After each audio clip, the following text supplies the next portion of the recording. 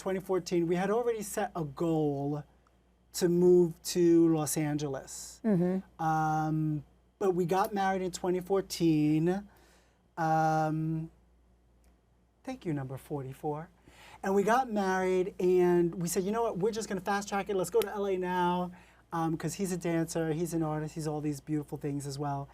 And so we moved to LA, and that's when I started to go back to school, and I was like, I'm gonna go get trained again. I did some classical vocal training again. I did go to Second City there. But I just ended up like, just as a creative, something to do in the meantime. Because, you know, acting out there, at the time at least, you know, not just a racial reckoning, but everything that happened in 2020 that opened everyone's eyes to what many of us were already living and seeing every day. And living in LA, I was either a cholo, I was a prison inmate, I was a Colombian mafia. Right, you had to be like... Because I wasn't tall, I wasn't 6 feet tall, I didn't have blonde hair. Or you had to play a drug addict or whatever. Or a drug addict, right? I mean, we still get those. But now I get to I think just the other day, I was like, I don't want to play this role. But now we have the luxury of saying no. But at the time, it was just like, okay, well, you don't have to wait for these things. What can I do? I was going to ask you that. When did you decide to take your thing in your own hands? Because if you wait to be cast for the things you want or things that are good for you, you could wait forever and not be doing... Junket Jam was just actually started out my way of playing with graphics. Just before moving to LA, I ended up getting trained, by the way, on web design by...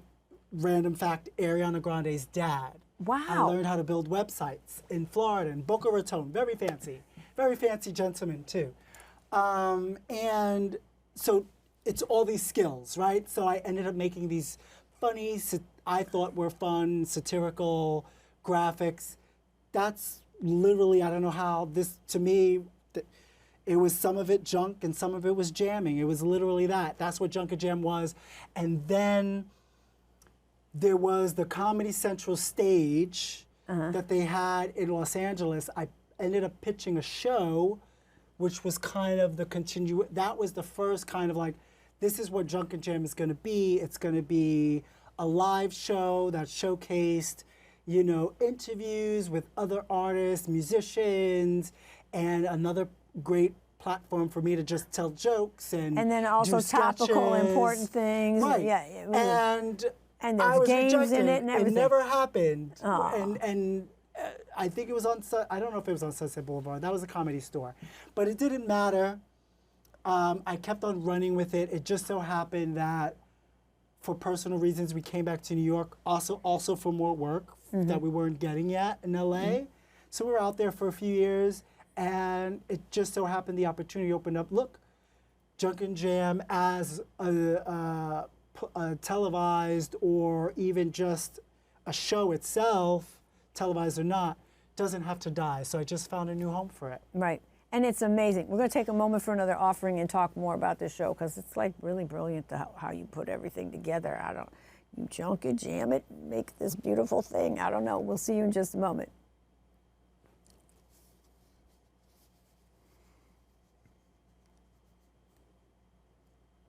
We're back.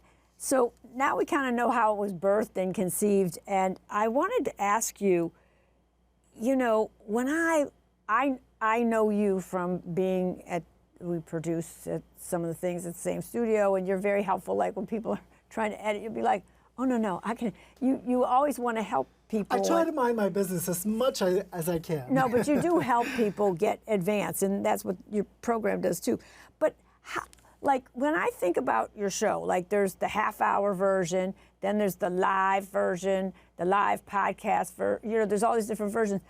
But how do you, okay, you've developed a show, it comes up, like there's so many parts, you know, to it. So when you are getting ready for, okay, I'm doing episode whatever of Junket Jam. So there's parts that are like, interviews, like you know, like the Mike Brown, the one with Mike Yes. Brown. Mm-hmm. So, but then you'll be like, okay, we're taking a break, and then there's a cute comic thing with you outside in the mask business, and he comes through. Then you know, then there's topics, serious things about his life and things that went on and how he, you know, got to stand up and everything himself. And then there might be another sketch, and then there's, you know, and some of the other shows there's like musical guests and people who, you know, this posh that posh doll person. I mean, I saw all kinds of great things. Oh, from high school, yes. Yes, that was Latanya, one. yes. Yes, it was great. So when you're, I guess what I'm trying to say is this is like, you know, I had to do this. I just, you know, researched it. But you got like so many parts in it, and it's all stuff you love to do. Like sometimes you're singing in it, sometimes you have a sketch that you're doing with somebody, sometimes you're just interviewing people, sometimes you're giving awareness to some things in the country or in the world or in a school or whatever, you know, bullying or that we need to do. When you're putting the show together, like, because some parts are done like in a studio, then some parts are out, then you're a masterful editor. Do you have like 8 trains going at the same time that are going to come into the station? Or how do you, because you intercut in such a way too, like you can be doing a stand-up piece yourself, like a live piece, and then it goes back to something that looks a little more, you know, outdoors or document, you know, you come back and speak in a different venue in a different way, you know, like, but part of the same story is being portrayed. So how do you put that all together? How does your mind make that, all those cool jumps which are good for audience too? Lots of drugs. I'm kidding, we don't do drugs anymore.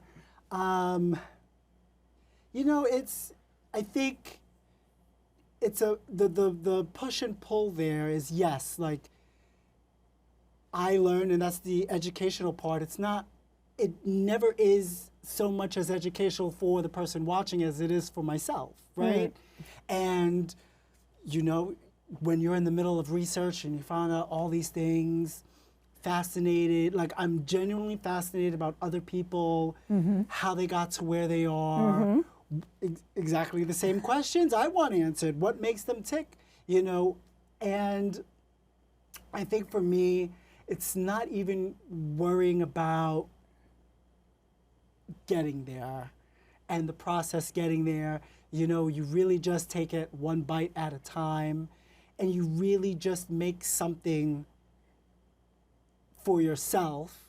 Yet, when you attach someone else to it, the meaning, like if I'm featuring somebody, you know, I always go to artists when I approach them.